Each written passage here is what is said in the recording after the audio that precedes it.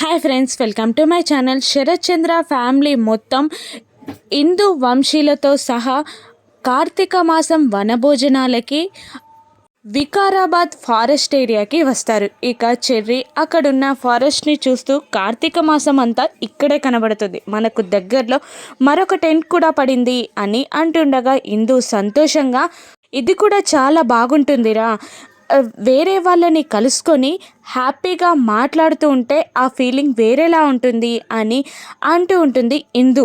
అప్పుడే అక్కడికి గగన్ శారదా పూర్ణిలతో కలిసి అక్కడికి వచ్చి కారాపి స్టైల్గా కిందికి దిగుతూ ఉంటాడు. ఇక గగన్ని చూసిన అపూర్వ వీళ్ళేంటి పిన్ని ఇక్కడ అని అడుగుతూ ఉంటుంది.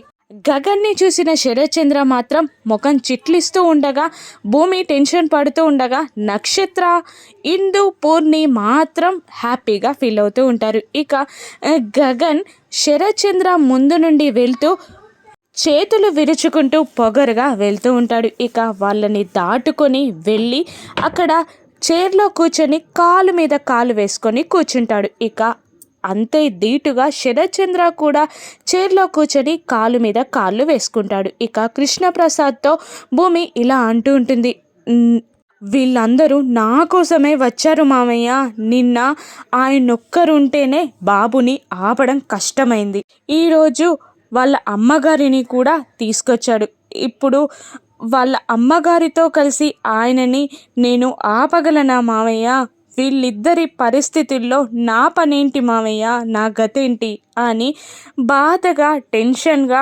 భారంగా భూమి కృష్ణప్రసాద్ని అడుగుతూ ఉంటుంది. ఇక వాళ్ళ మధ్యలో భూమి ఎలా నలగనుంది, ఆ ఎంటర్టైన్మెంట్ ఏంటో రాను ఎపిసోడ్స్లో చూద్దాం. Thank you for watching.